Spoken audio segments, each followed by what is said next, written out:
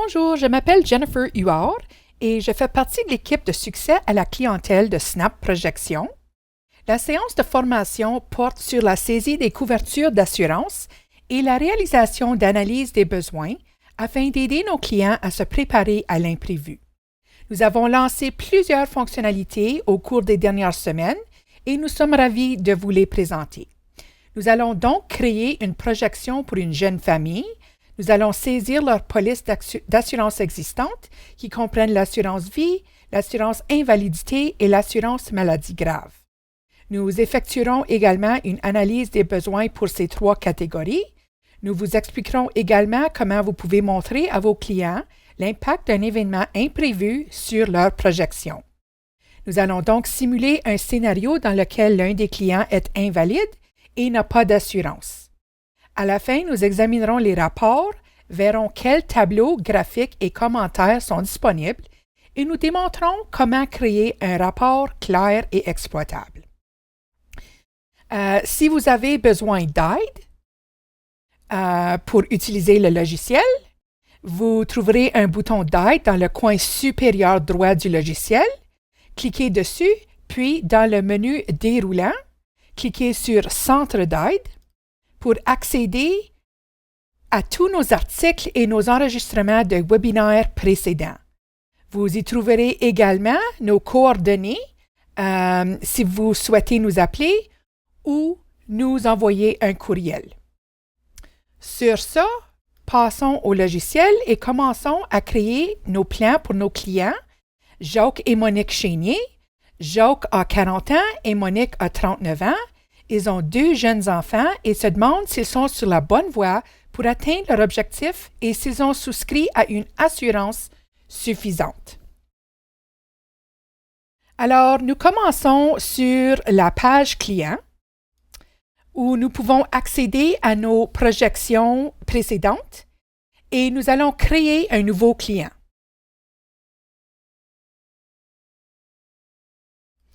Alors, le client primaire s'appelle Jacques.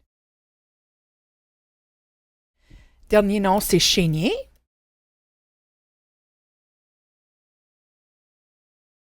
Je vais fermer ceci. La date de naissance, c'est 1985, 1er janvier, et il demeure au Québec. Nous allons ajouter une conjointe. Je vais juste fermer ça. Elle s'appelle Monique. Dernier nom, c'est Chénier. Date de naissance, c'est 1986, 1er janvier. Ensuite, nous pouvons avancer à la prochaine page en cliquant sur Suivant ou dans le menu de navigation gauche, on peut cliquer sur le prochain onglet, l'onglet général. Ensuite, l'année de début de la projection, c'est 2025. L'âge de la retraite pour Jacques, c'est 60 et pour Monique, c'est 59 ans. Et nous allons montrer la projection jusqu'à l'âge de 100 ans pour Jacques et 99 pour Monique.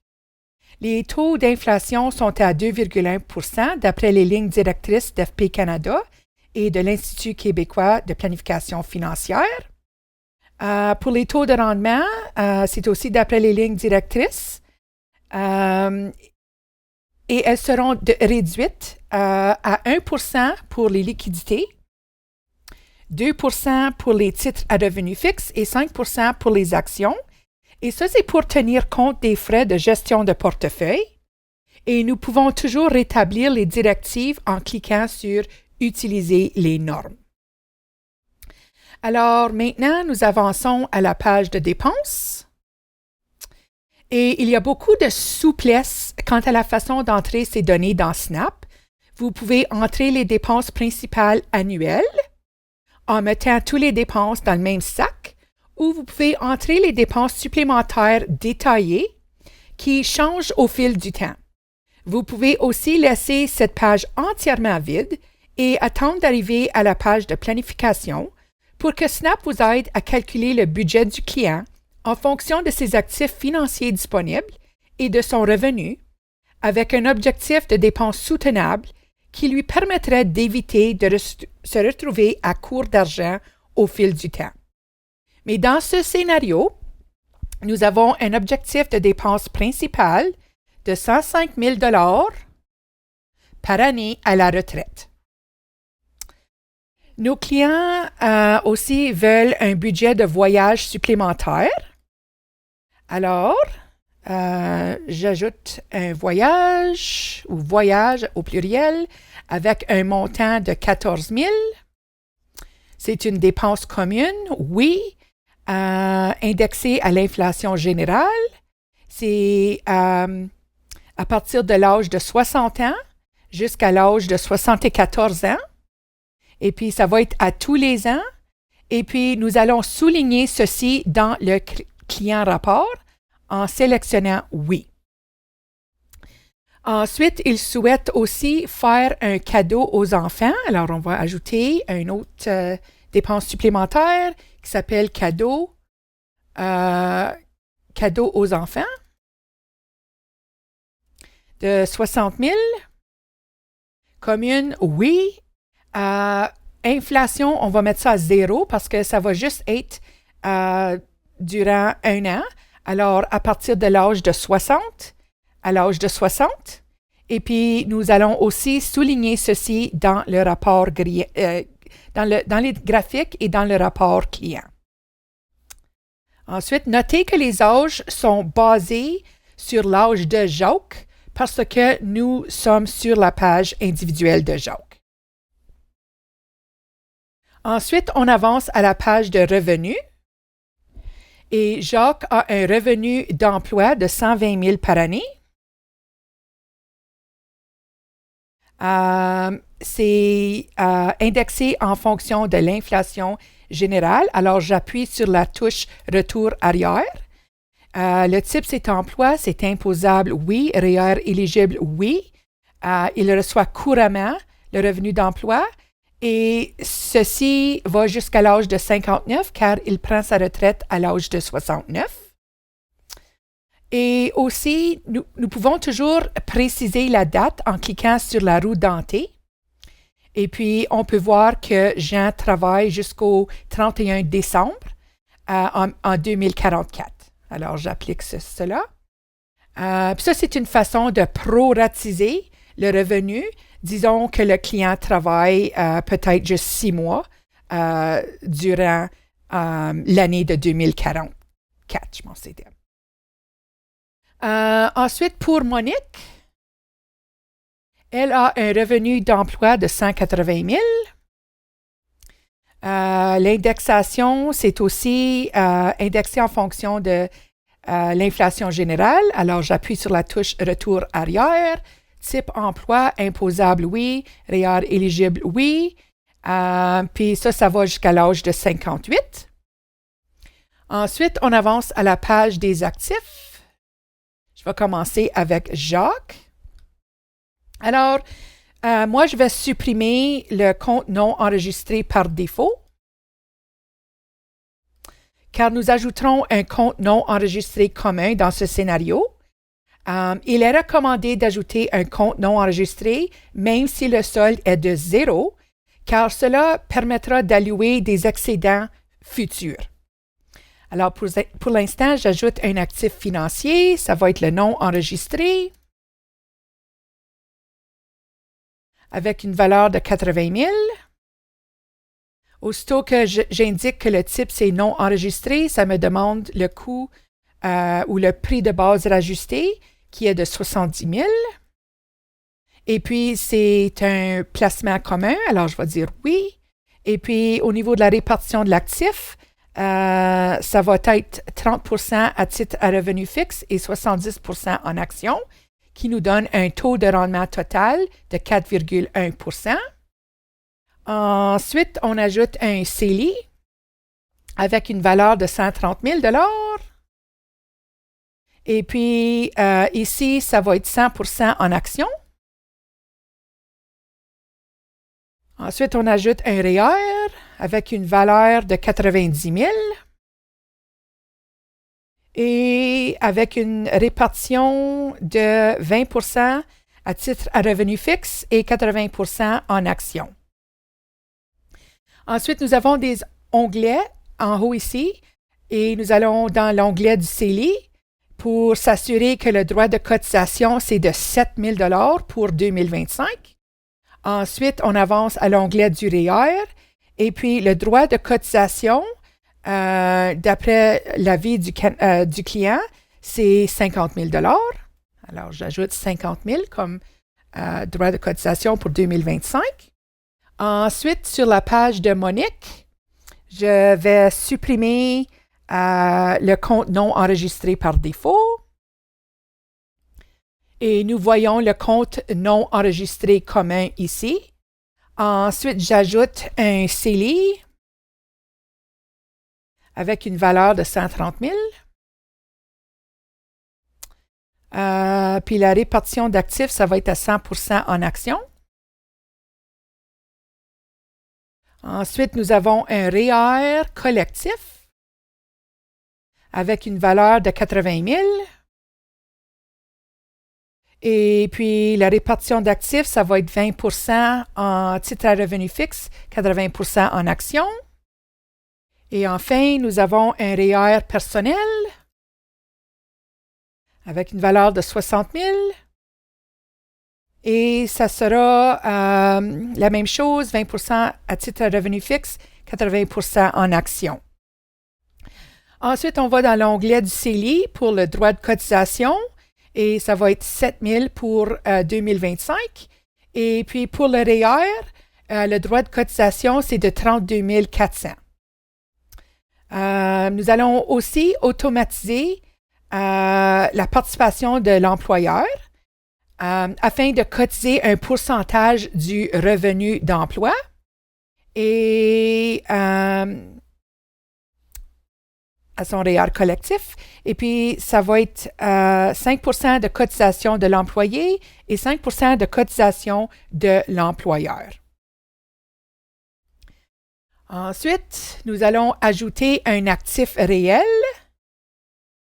Alors, on ajoute la maison avec une valeur de 750 000. Le prix de base ajusté, je devrais dire, c'est de 600 000 avec une appréciation de 2,1 %. Et puis, commune, oui. Impôt sur le gain en capital, la réponse c'est non parce que c'est la résidence principale. Ensuite, on ajoute un chalet avec une valeur de 500 000. Le coût, c'est de 200 000. Appréciation, même chose. Comme un oui. Impôt sur le capital, oui. On dit oui ici parce que ce n'est pas la résidence principale. Notez que nous pouvons modéliser l'âge des achats et des ventes futures si les clients envisagent d'effectuer ces transactions à l'avenir. Ensuite, nous avançons à la page de dette et nous allons ajouter une hypothèque sur la maison. Oups. Avec un solde de 350 000. Le taux d'intérêt, c'est de 5 %. Option de remboursement, c'est intérêt et capital avec une mensualité de 2 200. Commune, oui. Déductible d'impôt, non. Et nous allons lier cette hypothèque à la maison, de sorte que si nous vendons la maison à un moment dans le futur, le solde sera automatiquement remboursé. Ensuite, on va ajouter une hypothèque sur le chalet avec un solde de 150 000. Taux d'intérêt 5 %. Option de remboursement, même chose, intérêt et capital. Et la mensualité est de 1 000 $. Commune, oui. Déductible d'impôt, non. Et nous allons lier cette dette au chalet. En tout cas, je vais laisser ça sur la maison pour l'instant. Ensuite, on avance aux prestations gouvernementales.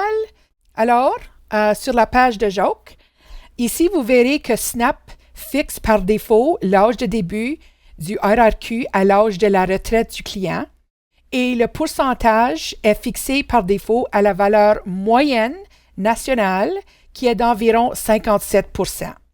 Pour ce scénario et les discussions de départ, nous reporterons l'âge de début de l'RRQ à 65 avec un pourcentage de maximum de 80%. Et ça, c'est d'après l'historique des cotisations de Jacques. Et puis, nous laisserons les paramètres de la sécurité de vieillesse à 65 avec 100% de la prestation. Ensuite, pour Monique. OK. Nous reporterons l'âge de début du RRQ à 65 avec 85% du maximum d'après l'historique de ses cotisations. Et comme Jacques, nous allons laisser le PSV à l'âge de 65 ans avec 100% de la prestation. Ensuite, on avance à la page d'assurance. Et nous avons ajouté 2 nouvelles sections à cette page. Nous pouvons maintenant saisir des polices d'assurance invalidité et des polices d'assurance maladie grave afin de compléter l'ensemble des données d'assurance. Alors, au niveau des polices d'assurance vie, sur la page de Jacques, nous allons ajouter une police d'assurance vie existante et ce sera une police d'assurance temporaire avec une période de 20 ans, donc la description sera T 20 ans. L'assuré est Jacques et puis l'âge de couverture à partir de est de 40 et l'âge de couverture jusqu'à est de 60 parce que c'est une période de 20 ans. La prestation de décès, c'est 750 000 avec une prime annuelle de 700 $. Ensuite, sur la page de Monique, elle aussi, ça va être une police d'assurance temporaire. Description sera T 20 ans. L'assuré, c'est Monique. Âge de couverture, c'est 39 ans jusqu'à l'âge de 59 ans. La prestation de décès, c'est 900 000 avec une prime annuelle de 600. Au niveau des polices d'assurance d'invalidité, Jacques n'a pas d'assurance invalidité pour le moment et nous allons donc discuter avec lui pour savoir s'il souhaite en souscrire une. Mais pour l'instant, Monique a une police d'assurance invalidité couverte par son employeur. Et puis, le calcul est de 60% de son revenu d'emploi jusqu'à un maximum de 8 000 par mois. Alors, dans ce cas, elle a atteint le maximum. Alors, nous allons ajouter la police avec une description d'invalidité, employeur. L'assuré, c'est Monique. L'âge de couverture, c'est 39 ans jusqu'à l'âge de 58 ans parce qu'elle prend sa retraite à l'âge de 59 ans. Et puis, pour la prestation annuelle, on clique sur « Modifier », puis on va ajouter la prime annuelle de 96 000. Et puis, nous pouvons copier ceci en cliquant sur la roue dentée. Alors, en copiant, le voilà jusqu'à la fin. Et puis, nous n'avions pas de prime annuelle parce que c'est une couverture par l'employeur, alors on laisse ça à 0. Ensuite, pour les polices d'assurance maladie grave, on est sur la page de Jacques. Et puis, on ajoute une police maladie grave. Ça va être, la description, ça va être 20 ans. R&T, alors renouvelable et transformable. Et puis, c'est souscrite à l'âge de 30 ans jusqu'à l'âge de 50 ans. La prestation, c'est de 100 000 $. Oups, j'ai mis 1 million. Et puis, là, j'ai mis 10 000, je m'excuse. Et la prime est de 500 $ par année. Et puis, vous pouvez noter que dans la colonne Action, vous pouvez cliquer sur l'icône de papier pour ajouter des notes supplémentaires qui seront visibles que seulement à l'utilisateur. Et puis, un exemple pourrait être d'ajouter des notes sur la structure du bénéficiaire. Okay. Et Monique n'a pas d'assurance maladie grave en place. Alors, on avance à la prochaine page de l'éducation. Puis, j'ajoute beaucoup de détails au plan pour montrer comment ces valeurs s'intègrent dans l'analyse des besoins en assurance vie de différentes manières. Elles sont donc intégrées au plan pour vous faire gagner du temps lors de la saisie des informations dans l'analyse des besoins.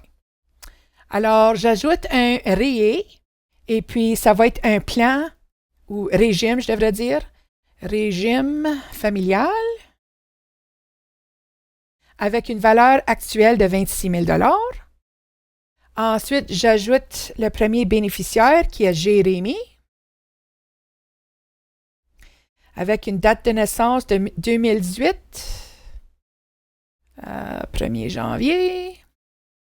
Le C demandé jusqu'à date, c'est 3 000 $. Le coût de l'éducation, c'est 10 000 $ par année. L'inflation, on va mettre ça à 3 %. L'âge de début des études, c'est 18 ans, puis les années d'études, ça va être 4. Ensuite, j'ajoute un deuxième bénéficiaire qui sera Amélie avec une date de naissance de 2020. Le C demandé pour elle, c'est 2 000 $. Coût de l'éducation, 10 000, même chose. Inflation, même chose. Âge de début, 18 ans, avec 4 ans d'études. Ensuite, je peux enregistrer ces détails. Et d'autres pages sont disponibles pour ajuster les paramètres ou même ajouter une société, mais pour l'instant, nous allons passer à la page de planification pour visualiser la vie de Jacques et Monique sur une seule page. Alors, c'est ici que nous obtenons beaucoup de personnalisation et de contrôle et de transparence au sein de Snap.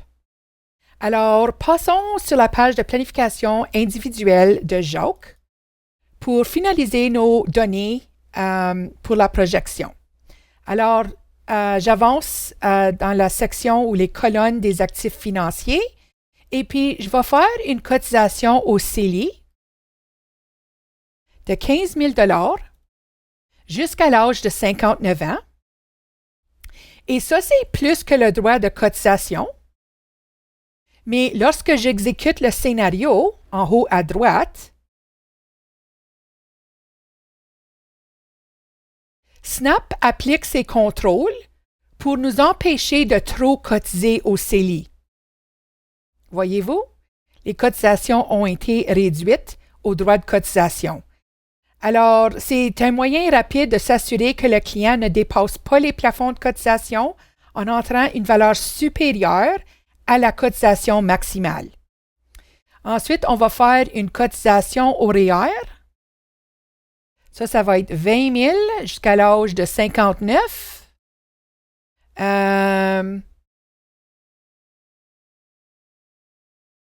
J'exécute le scénario. Et nous allons voir que ces montants sont à l'intérieur des droits de cotisation.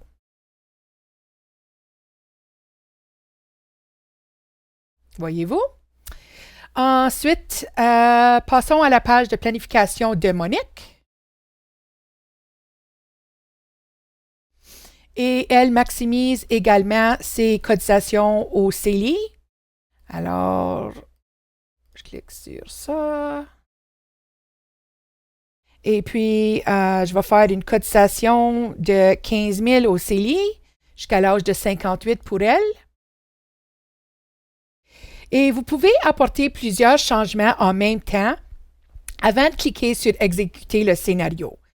Vous n'avez à cliquer que sur ce bouton que s'il est orange, et que vous voulez voir les chiffres actualisés sur la page en cours. Alors, elle verse également une cotisation à son REER personnel. Et ça, c'est un montant de 12 000 jusqu'à l'âge de 58. Et maintenant, je vais exécuter le scénario pour actualiser les cotisations au CELI et au REER.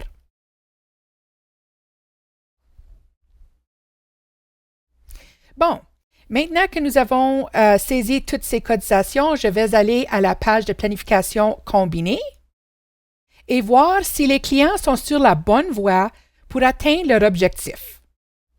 Et pour la première année du plan, en 2025, Jacques a 40 ans et Monique a 39 ans.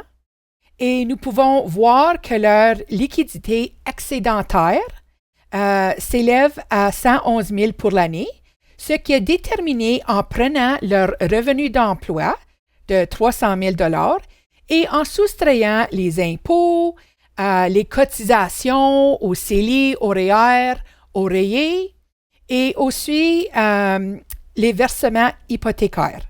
Alors, les 111 000 calculés à gauche sont nets de toutes ces transactions. Alors, en continuant sur la page, nous pouvons voir les dépenses discrétionnaires continuent d'être dépensées chaque année jusqu'à la retraite, qui est le moment où l'objectif de dépense de 105 000 est appliqué.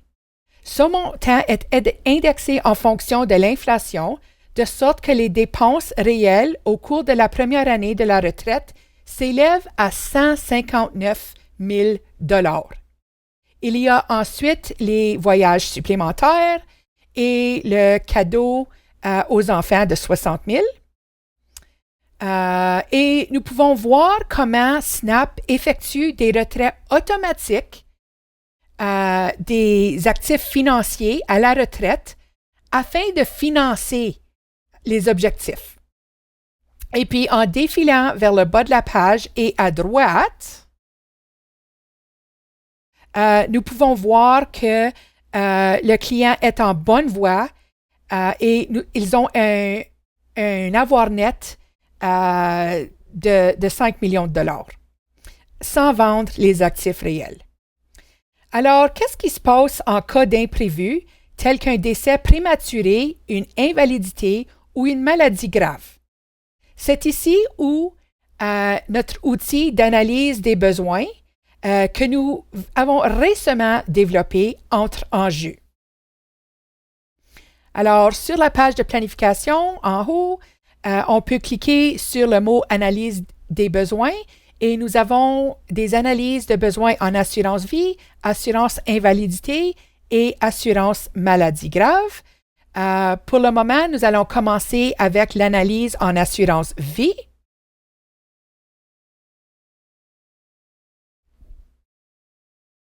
Et puis, nous avons la possibilité d'entrer nos hypothèses de calcul pour obtenir une suggestion personnalisée du montant d'assurance vie supplémentaire qui pourrait être nécessaire. Alors, nous pouvons donc effectuer des analyses individuelles, une pour Jacques, s'il venait à décéder, et une pour Monique. Vous pouvez également ajouter des hypothèses supplémentaires en cliquant sur le signe de plus à l'analyse jusqu'à un total de 4. Et si vous souhaitez varier les hypothèses que vous faites entre les calculs pour obtenir des gammes de besoins d'assurance, ainsi, il se peut, dans un cas, il rembourse le prêt hypothécaire, mais pas dans l'autre. Et vous pouvez comparer le montant de l'assurance nécessaire dans les différentes situations. Alors, pour le moment, la description de cette analyse sera « Dette et revenus à la retraite ».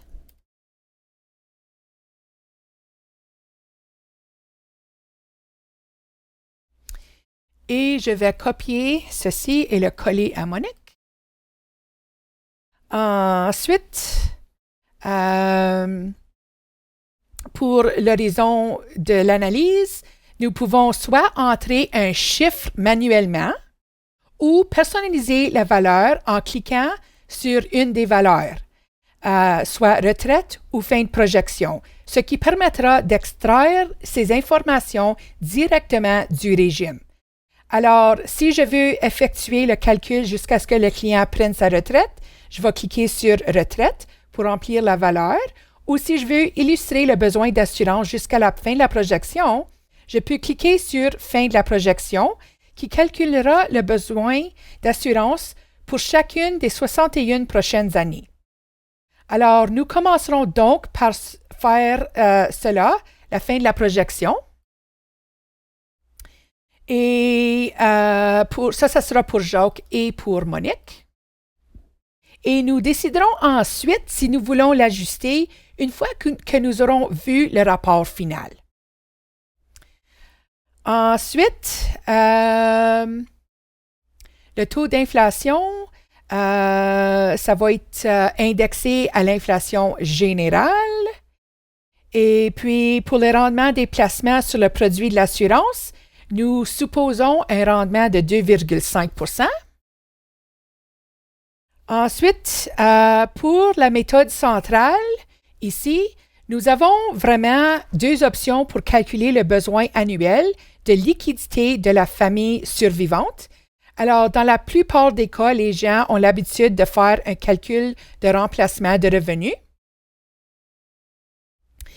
Alors, dans ce cas, il suffit de prendre le revenu d'emploi, disons 120 000, de la personne décédée, de le multiplier par un certain pourcentage, qu'on pourrait dire peut-être 50 %, et le faire jusqu'à ce que la personne ait pris sa retraite dans 20 ans.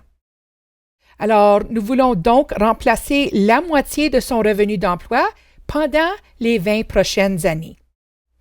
Une autre façon de calculer le flux annuel de liquidité nécessaire est d'effectuer un calcul de couverture des dépenses. Et puis, dans ce cas, vous indiquez les dépenses du survivant, ce qui signifie qu'il a peut-être besoin de 120 000 $ par année pour ses dépenses, ce qui signifie qu'il a peut-être besoin ou que le survivant gagne 50 % par année, pas 50 %, je m'excuse, 50 000 par année, et nous obtenons donc la différence et nous la multiplions par le nombre d'années, ce qui vous donne une certaine souplesse dans la manière de calculer le flux financier annuel nécessaire. Mais dans ce cas, nous allons utiliser la valeur de remplacement du revenu. Valeur du revenu. Et puis, je vais choisir revenu d'emploi de 120 000. Et puis, nous allons supposer que le revenu est remplacé à 50 %. Et puis, pour le nombre, nous allons jusqu'à la retraite. Dans 20 ans, nous allons faire la même chose pour Monique. Revenu d'emploi de 180 000 à 50 %. Et même chose à la retraite dans 20 ans. Voyons.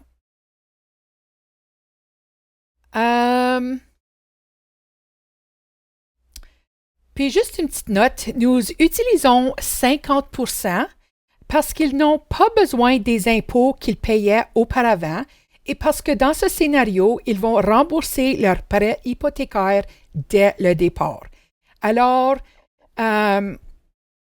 ils auront également besoin de moins de liquidités à l'avenir parce qu'il n'y a pas de paiement hypothécaire à faire. Alors, en plus du remplacement du revenu annuel, nous pouvons également saisir les passifs individuels. Alors, par exemple, le remboursement de la dette, ce qui signifie que nous allons payer les 2 hypothèques à l'avance. OK? Nous pourrions payer les impôts sur le patrimoine aussi si une transaction devait avoir lieu. Mais cela concerne plus souvent le 2e décès, Mais dans ce cas, nous modélisons simplement le premier décès, donc nous laissons à 0 et tout serait transfert au conjoint survivant à franchise ou en franchise d'impôt. Et nous allons payer 100% des frais de l'éducation des enfants qui récupèrent les données que nous avons saisies précédemment dans la configuration du scénario. Et ensuite, nous avons ce qu'on appelle les passifs personnalisés. Et puis, par défaut, nous avons les dépenses finales. Ceci, c'est une nouvelle fonctionnalité qui nous permet de personnaliser le titre de la dépense afin de l'adapter à la situation de votre client. Vous pouvez ajouter jusqu'à 5 passifs individuels qui seront couverts par l'assurance et qui apparaîtront avec leur nom dans tous les rapports. Alors, pour les dépenses finales qui sont liées aux funérailles, nous allons mettre 25 000 pour Jacques et 25 000 pour Monique. Ensuite, nous avançons aux ressources disponibles dont le client dispose pour financer ses besoins. Alors, la chose la plus évidente à utiliser est donc l'assurance vie existante qui servirait à couvrir ses besoins. Oui, alors les assurances vie existantes sont là. Et puis, vous avez aussi la possibilité d'entrer la valeur des actifs. Alors, si vous ajoutez une valeur pour les actifs non financiers, non enregistrés, disons que le client utilise 500 000 $ de son portefeuille existant pour couvrir ses besoins, vous pourriez entrer les valeurs de cet actif financier, mais dans la plupart des cas, les clients supposent qu'ils vont utiliser les actifs financiers existants pour leur retraite et ne voudraient donc pas épuiser si l'un d'entre eux venait à décéder prématurément. Alors, nous allons laisser les actifs financiers à 0 dans ce cas. Et puis ensuite, nous avons les options avancées qui nous permettent d'entrer des valeurs par personne. Alors, au lieu de le faire sur une base combinée, nous pouvons en fait détailler le remboursement de la dette du client ou de celle de son conjoint. Et puis, nous pouvons aussi basculer entre les valeurs combinées et les valeurs de la personne. Mais pour le moment, je vais laisser ça avec les valeurs combinées. Et maintenant que nous avons entré les hypothèses de besoin, nous avons quelques pages pour résumer les résultats et nous allons cliquer sur le mot synthèse pour examiner les besoins d'assurance à partir de 2025. Alors, aujourd'hui, Jacques a un besoin de remplacement de revenus de 1,1 million de dollars. Ce montant a été calculé en prenant le revenu personnel de 120 000 dollars et en le multipliant par une couverture de 50% pour obtenir 60 000 dollars. En multipliant ce montant par 20 ans et en tenant compte aussi de l'inflation et du rendement des placements. Nous avons également besoin de 500 000 pour rembourser la dette, de 60 000 pour financer les études des enfants et de 25 000 $ pour les dépenses finales liées aux funérailles. Alors, l'idéal serait de disposer d'une couverture d'1,7 million de dollars. L'assurance existante s'élève à 750 000 $, ce qui signifie un manque d'environ d'1 million de dollars. Et puis, nous avons effectué un calcul similaire pour Monique. Et puis, comme elle a un revenu de base plus élevé à 180 000, elle aurait un besoin d'assurance plus élevé pour couvrir ce revenu au fil du temps. Mais le reste de l'analyse est similaire. Elle a souscrit un peu plus d'assurance à 900 000 avec un besoin restant d'environ 1,4 million de dollars. Alors, ceci montre les besoins d'assurance à partir d'un an dans le plan, mais ce que nous pourrions vouloir faire, c'est montrer comment ces besoins évoluent au fil du temps et au fur et à mesure que la situation financière de l'assuré progresse. Alors, le bouton « Voir les détails » est un outil très important pour les conversations sur l'assurance. Alors, si nous cliquons sur « Voir les détails » de Jacques, nous obtiendrons un tableau illustrant le besoin d'assurance prévu pour chaque année de la vie du client au cours de la période de la projection que nous avons sélectionnée précédemment. Alors, en 2025, nous retrouvons donc les mêmes chiffres que ceux que nous venons juste d'examiner dans la synthèse, avec un déficit de couverture de 990 000 $. Mais nous pouvons constater que, d'année en année, le besoin d'assurance diminue progressivement à mesure que la personne rembourse son prêt hypothécaire et accumule de l'argent dans son épargne.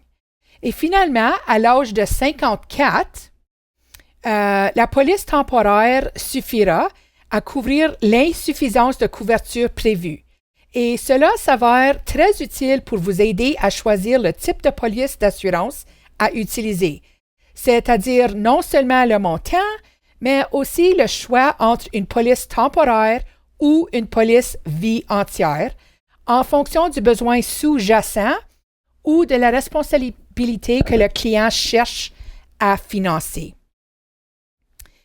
Et en bas à gauche, nous avons récemment ajouté la possibilité de visualiser ces informations sous la forme d'un diagramme. Alors, je clique sur « Diagramme » et nous obtenons une visualisation des besoins d'assurance au fil du temps, ce qui nous permettra d'indiquer au client le montant dont il a besoin pendant qu'il travaille, ainsi que le montant de la couverture dont il dispose. Et voici l'assurance vie supplémentaire et la façon dont elle diminue avec le temps.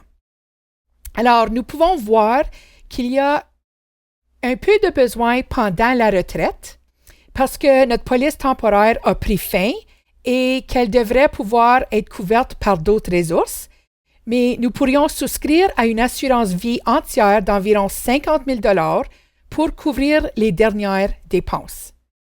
Alors, il s'agit donc de l'analyse des besoins de vie et des vues disponibles, et maintenant que nous avons examiné les informations, nous pouvons toujours retourner dans la configuration et apporter des modifications aux différentes hypothèses, et nous pouvons ajouter d'autres analyses et les comparer les unes les autres, et nous disposons donc d'une grande flexibilité pour parvenir à notre recommandation finale. Alors, je ferme ceci et nous allons passer maintenant à l'analyse des besoins en assurance invalidité, qui est très similaire. Alors, le titre de cette analyse sera « Couverture recommandée ».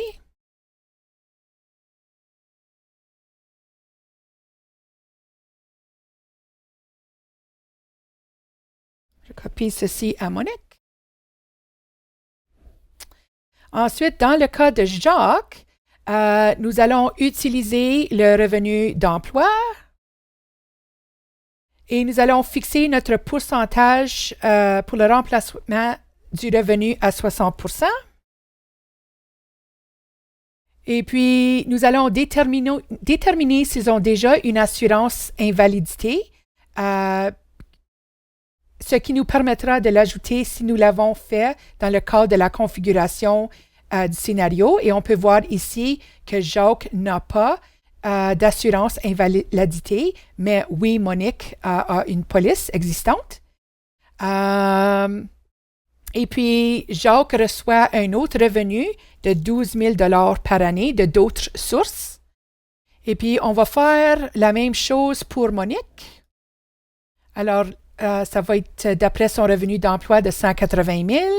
Et puis, le pourcentage, ça va être 60 %. Et puis, nous voyons son assurance existante et elle n'a pas d'autres revenus. Maintenant que nous avons saisi ces données, nous pouvons cliquer sur la synthèse, le bouton de synthèse, et voir le résultat. Et nous avons donc le revenu de remplacement et une analyse de la façon dont il est calculé, les autres revenus existants de 12 000 par année, et Jacques aurait donc un besoin de couverture annuelle d'environ 60 000 et pour Monique, en raison de sa couverture professionnelle actuelle, elle aurait besoin d'environ 12 000 Alors, elle peut donc décider si cela vaut la peine de souscrire à une police privée ou si elle se sent à l'aise avec sa couverture actuelle. Et puis, nous pouvons toujours revenir à la configuration en haut ici pour effectuer des analyses supplémentaires. Si nous voulons utiliser un revenu de remplacement plus élevé ou plus bas et voir ce qui convient au client du point de vue de son budget. Alors, je ferme ceci et maintenant, nous allons passer à l'analyse des besoins maladie grave. Et le titre de la description de l'analyse sera encore couverture recommandée.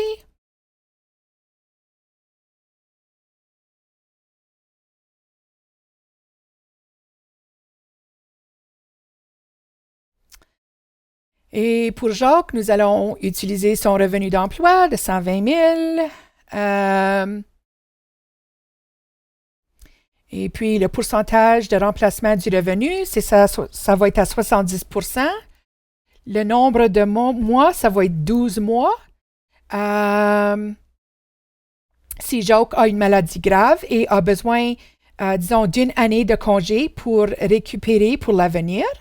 Et puis, ça va être la même chose pour Monique. Alors, revenu d'emploi, 70 % et puis 12 mois. Ensuite, pour le revenu du conjoint, nous pouvons également faire des hypothèses en fonction du fait que le conjoint prend un congé aussi. Alors, nous couvrirons 70 % du revenu de Monique pendant 6 mois pour qu'elle puisse soutenir Jacques. Et on va faire la même chose pour Monique. Alors, ça va être d'après le revenu d'emploi de Jacques. Et puis, ça va être 70 % pour 6 mois. Ensuite, nous pouvons ajouter des passifs. Le logiciel intégrera ou a déjà intégré par défaut les dépenses médicales et nous supposerons donc un besoin de 10 000. OK. Alors, au niveau des passifs, dépenses médicales, ça va être 10 000 pour Jacques et 10 000 pour Monique. Et puis, on peut aussi ajouter un autre passif que nous allons personnaliser et nous allons appeler ça modification domiciliaire. Et nous allons enregistrer ceci et ça va être de 40 000 pour les deux. Puis ça pourrait être nécessaire en cas d'une maladie grave. Ensuite, pour les ressources disponibles, le logiciel intégrera toute couverture existante que nous avons saisie sur les pages de police. Alors, pour Jacques, nous avons 100 000 $ de couverture et rien pour Monique. Ils ne veulent pas utiliser leurs actifs non enregistrés ou d'autres actifs financiers. Mais si oui, cela réduirait le montant de l'assurance qu'ils auraient de besoin. Et puis maintenant, je peux cliquer sur le bouton de synthèse. Et la couverture de remplacement du revenu recommandé est de 147 000 pour Jacques. Et voici l'analyse de la façon dont c'est calculé. Et ensuite, nous avons les passifs qui nous donnent une assurance maladie grave requise de 187 000 et net de leur couverture existante de 100 000 il serait idéal qu'ils aient une couverture supplémentaire de 97 000 Et pour Monique, elle n'a pas de couverture existante, donc le besoin pour elle serait plus haut à 218 000. Alors, ça c'est tout pour l'analyse des besoins en assurance maladie grave. Alors, je vais fermer ceci. Maintenant, que se passerait-il si Jacques et Monique n'avaient pas de couverture en place? Alors, nous pouvons voir que présentement, nous sommes sur le scénario de base et nous allons renommer notre scénario de base en cliquant sur les 3 lignes. Ensuite, renommer le scénario et nous allons le renommer Scénario 1, dépenses de retraite de 105 000 avec analyse de besoins d'assurance.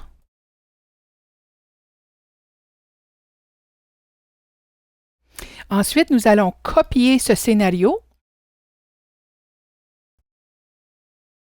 Alors, nous voyons la copie et ensuite, nous allons renommer la copie. Scénario 2. Puis ça va être avec une invalidité et sans assurance. Et nous allons enregistrer ceci. En plus de l'outil d'analyse des besoins, nous pouvons également démontrer l'impact d'un événement de vie défavorable sur la projection et pour aider le client à visualiser et à quantifier l'impact. Alors, par exemple, nous pourrions illustrer le décès prématuré d'un client, un besoin de congé de travail en raison d'invalidité ou une dépense forfaitaire telle qu'une dépense médicale. Mais dans ce cas, nous allons créer un scénario avec Jacques ayant une invalidité à 45 ans sans couverture supplémentaire. Alors, sur la page de Jacques, suffit qu'il a une invalidité à l'âge de 45 ans. Nous allons modifier le revenu d'emploi à 0 de l'âge de 45 jusqu'à l'âge de 47.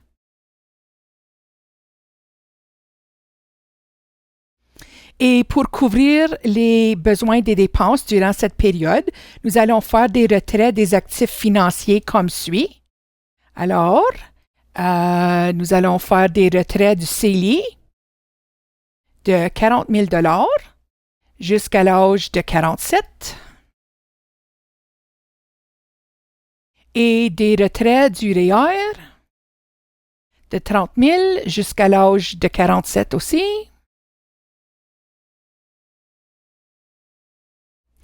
Et nous allons exécuter le scénario pour actualiser tous ces changements. Et maintenant, sur la page combinée, nous allons voir quel serait l'impact sur leur retraite. Alors maintenant, je vais défiler vers le bas parce qu'ils ont moins d'argent dans les actifs financiers et il y a un déficit à l'âge de 90 et 89 ans. Et un déficit total d'ici la fin du plan de 2,1 millions de dollars. Alors, ceci aurait un impact important, surtout en tenant compte du rendement composé sur l'argent retiré des actifs financiers, ce qui affecterait négativement leur plan de retraite. Ils pourraient faire des ajustements en réduisant leurs vacances ou leur budget annuel et où ils pourraient travailler plus longtemps. Donc, ils pourraient avoir les moyens de couvrir une partie de cet impact, mais ils souhaitent maintenir leurs objectifs actuels, alors une assurance supplémentaire serait nécessaire. Maintenant, nous allons comparer les deux scénarios pour aider à visualiser les différences dans le plan liées à leur situation d'emploi. Alors, pour faire la comparaison, nous allons en haut ici, dans les 3 lignes, nous allons comparer le scénario. Les 2 scénarios sont choisis. Et donc, sans événement, ils sont sur la bonne voie pour atteindre leur objectif de financement à 105%. Et sans assurance, avec un événement, ils sont à 86% de leur objectif de financement. Nous pouvons aussi examiner les tendances, et ce au niveau de l'avoir net. Ça prend quelques instants. Alors, nous allons à l'avoir net. Ici. Alors, les scénarios sont les mêmes jusqu'à 45 ans et ensuite, ils commencent à diverger lorsque nous avons retiré de leur actif financier au moment de la retraite. Il y a une différence d'environ 500 000 $ et cela continue à croître au fil du temps. Et en fait, nous commençons à emprunter sur la maison avec le scénario 2. Qui est avec une invalidité et sans assurance. Ensuite, nous allons fermer ceci et nous allons créer un rapport client. Alors, nous avons calculé leurs besoins, montré ce qui se passerait s'ils n'avaient pas suffisamment d'assurance en place et maintenant, nous allons revenir à notre scénario numéro 1. Alors, on bascule le scénario au scénario 1. Pour créer un rapport personnalisé pour nos clients avec les prochaines étapes pour mettre en œuvre leur couverture d'assurance recommandée. Alors, je clique sur Rapport client et dans le constructeur du rapport, nous allons supprimer toutes les pages en les sélectionnant et en les faisant glisser à droite dans la galerie. Et ensuite, nous allons inclure les pages qu'on veut qui apparaissent dans le rapport client. Alors, on va commencer avec une page couverture, la note au lecteur et ensuite les instantanés qui sont vraiment des résumés exécutifs qui vont comprendre les synthèses des objectifs.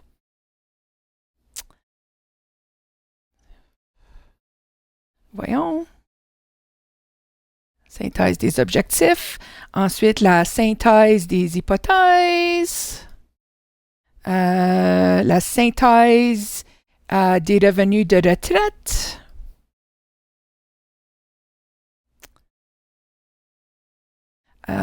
Ensuite, la synthèse d'avoir net.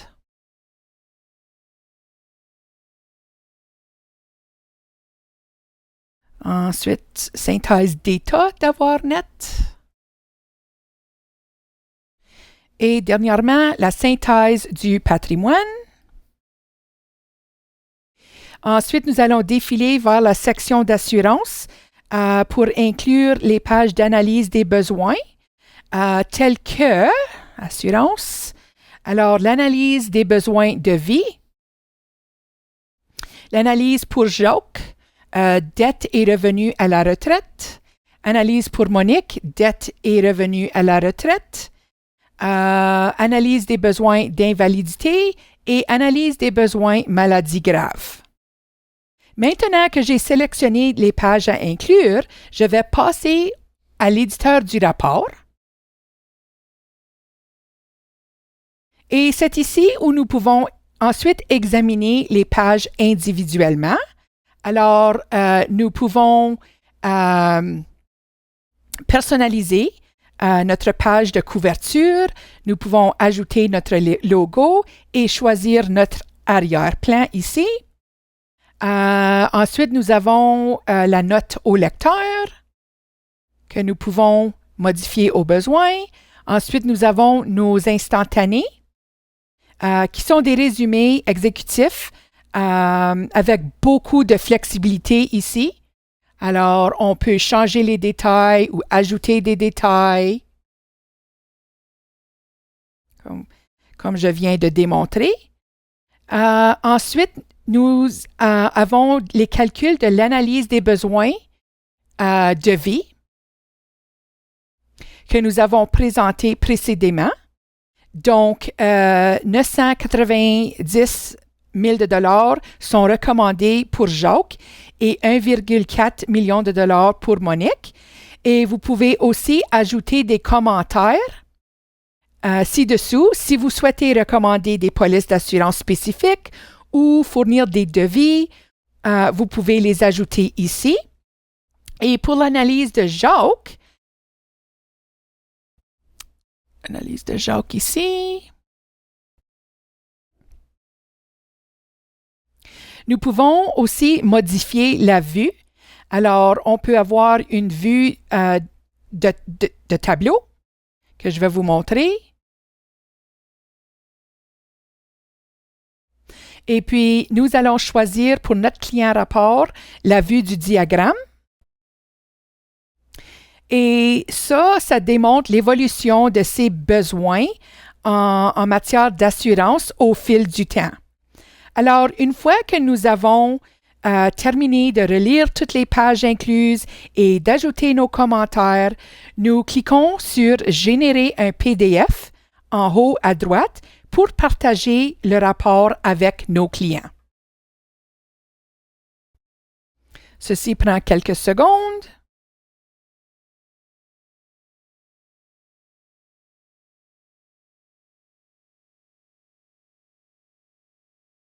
Et voici notre rapport client. Alors, ceci conclut la séance de formation d'aujourd'hui.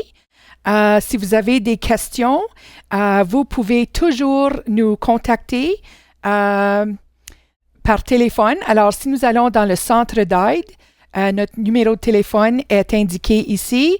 Vous pouvez toujours nous envoyer des courriels à travers du portail. Et je suis aussi disponible pour des séances d'intégration individuelles si vous souhaitez que je passe en revue les plans sur lesquels vous travaillez. Et vous avez toujours la possibilité de m'envoyer vos commentaires ou des suggestions pour des formations futures. Alors, j'espère que vous avez apprécié la présentation et comme toujours, je vous souhaite beaucoup de succès avec Snap.